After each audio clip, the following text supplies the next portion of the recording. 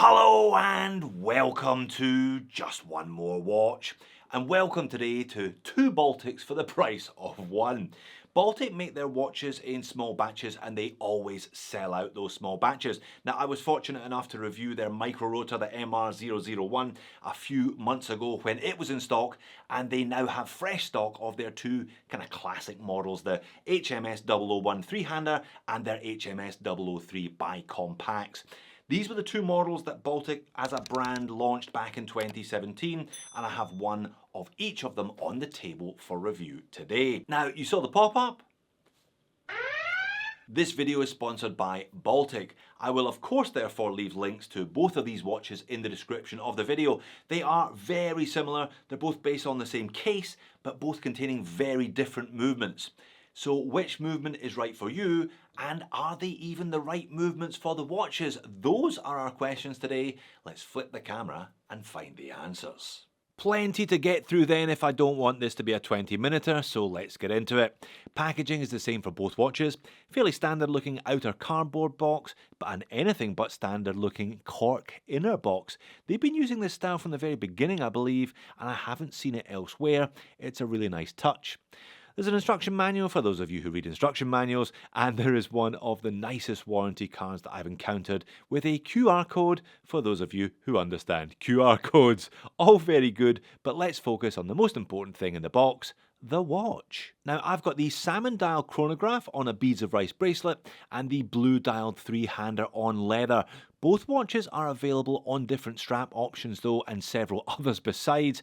In fact, let's do ourselves a favour and check the Baltic website at this stage. The three-hander is available in two different case sizes with slightly different dial patterns on each. I've got the 36.5mm 003, the 002 is slightly larger at 38.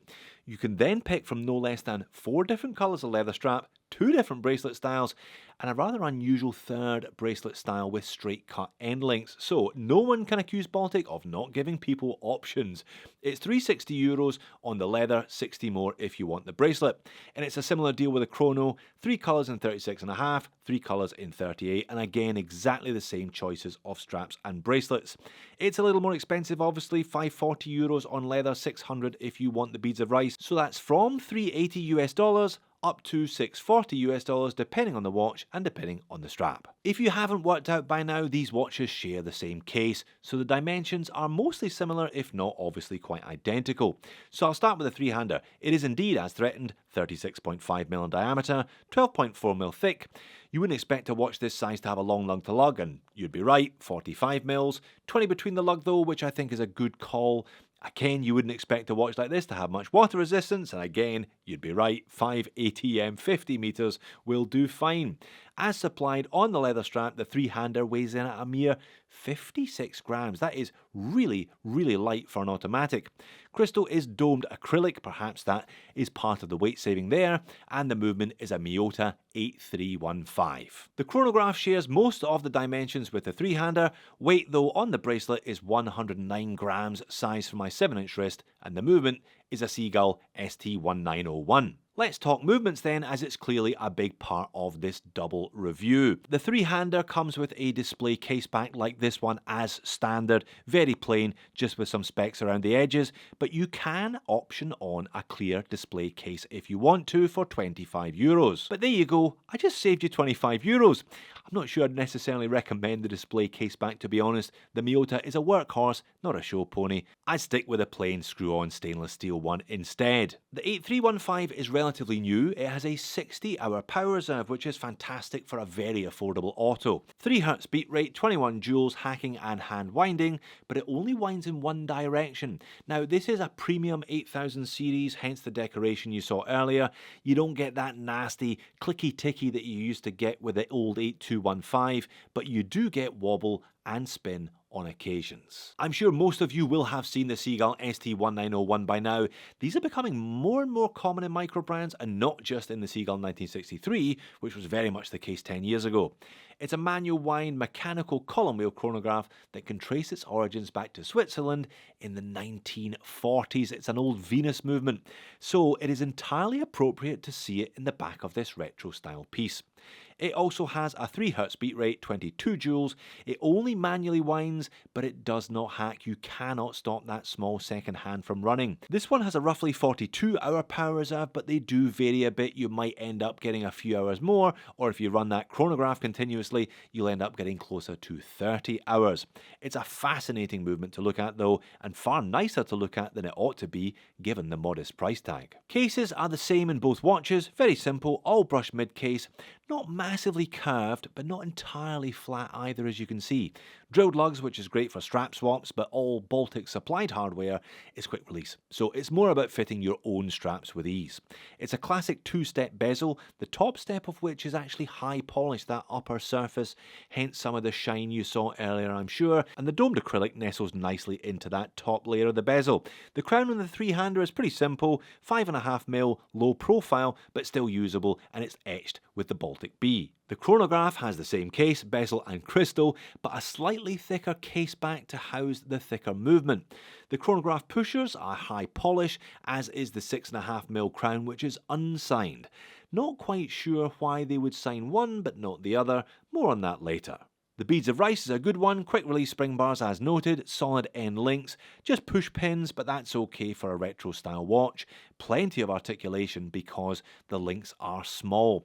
Now the 5 centre links, the beads of rice, are all high polished, the outer links have a fine brush to them.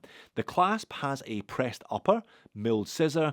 It also has a dual finish, but it switches that around, so it's brushed in the centre but has high polished edges. The Baltic name is etched into the middle, and it has double security pushers and 6 holes of micro adjust. Small links plus 6 holes equals good fit. The leather strap is also very nice. I think this lion colour, as they call it, suits the blue watch. It kind of brings out the gold as well.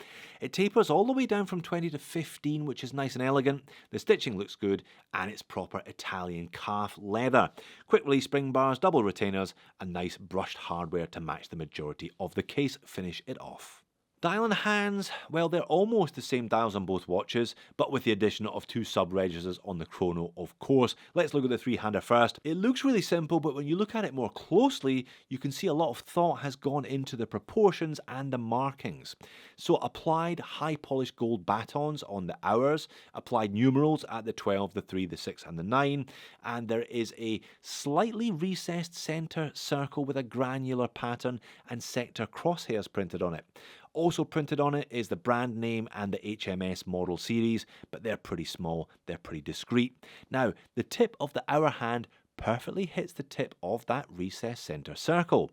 Meanwhile, the minute hand has its own printed train track at the edge of those applied indices, printed in gold of course, and then beyond that there's another section dedicated to the second hand, which extends over the top of the minute hand by 1 millimeter or so. So the arc of each hand is reflected by a feature on the dial. Very nice design. The chronograph is essentially the same, but with the addition of 2 sub-registers at the 3 and the 9. The one at the 9 is a small second display, the one at the 3 is a 30-minute chronograph timer.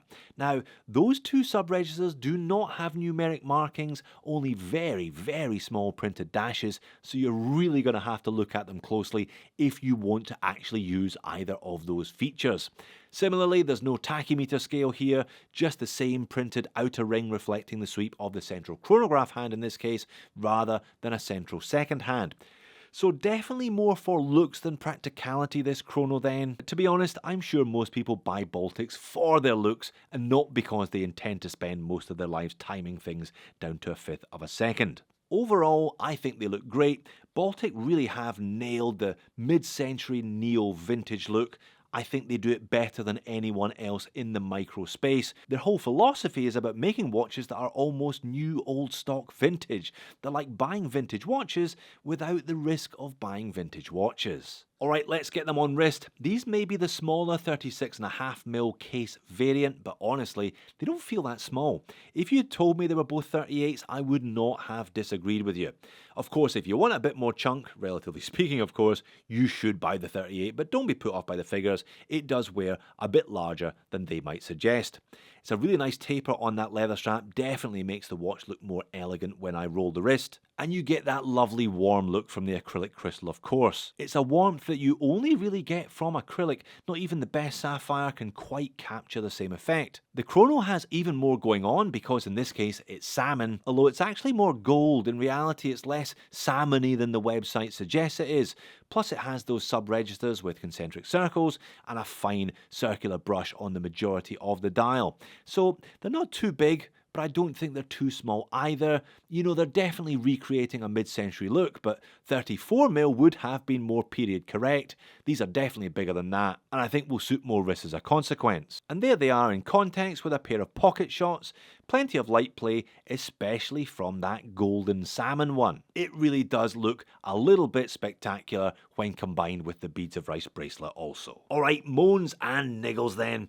As discussed, these are not spec monsters. They are quite deliberately not spec monsters. You're buying a philosophy, you're buying a new old stock vintage watch, you're buying something that is by design therefore not particularly well spec'd, nor massively robust, nor massively water resistant. So I'm not going to complain about any of that today. It is very much par for the course. Instead, I'm going to point out a couple of things that would help these watches feel even more vintage. I think that's the right direction for my complaints today. The bracelet is nice, but I could definitely have coped with another 2mm of taper. It tapers from 20 to 18. I think it would have worked better if it had tapered from 20 down to 16. That would also have taken 2mm off the clasp. I think that would have worked better with that neo-vintage philosophy. The crown on the three-hander is signed, the crown on the chronograph is not signed. I would have liked them to have gone one way or the other with this, not in both directions at once. The B is very basic on the three-hander, so I wouldn't complain if they just dropped it altogether and went unsigned. I think it would still fit in with that neo-vintage look. And I started out this review by talking about the movements, so I will finish it by talking about the movements. I think the Seagull is the perfect choice for the bicompacts. Can you imagine this watch with a Mecha Quartz? It just wouldn't have the same soul, would it? Now, as noted, the Seagulls are an ancient movement, relatively speaking, and are now mass-produced in China. So it's my understanding they can be a bit hit or miss long term. I've never had a failure though, and I guess that's what the 2-year warranty is there for, but a retro watch with a movement that can trace its origins back to the 1940s, that's perfect. But I'm still not convinced that the 8000 series is right for the three-hander. The switch to the 8315 not only sees a bigger power reserve, but it also gets rid of the clicky-ticky thing that I complained about when I reviewed this watch years ago. But I still can't help but think it would be better with a manual wind movement. I would love to see this one with a Sellita SW220 for example, a nice display case back, it's an attractive movement to look at, and you would have that tactile connection to the watch that you have with the chrono, but you don't really have with this one because it's an automatic. If this watch had been made in the middle of the 20th century, it would most likely have been a manual winder as well, so a switch to a manual wind movement would make it even truer to its guiding philosophy. Of course, it would also make it more expensive, and I guess Baltic have done their research and concluded that it's not actually what other people want, it's just what I want, and I would love to see it. But apart from that, if you want to buy a vintage watch without the risk of buying a vintage watch, then I haven't come across anything that does it as well as these Baltics. The bicompacts is my favourite of the two. The extra complications, the manual wind, the column wheel chrono, it's a great watch, and one that deservedly sells out every time they make a fresh batch. So there you have it. If you love the mid-century look, but you don't love the minefield that is buying vintage, these watches or anything else by Baltic makes so much sense. You get the best bits of a vintage watch without the worst bits. Now, Seagull movements do vary in quality, so that 24-month warranty is very nice to see, but I wish they would put a manual winder in the three-hander just for me because I'm apparently the only person that wants to see it. While you're here, why not check out my old review of the HMS 001 or my recent review of the MR 001. Thanks for making it all the way to the end. I hope to see you in the next one.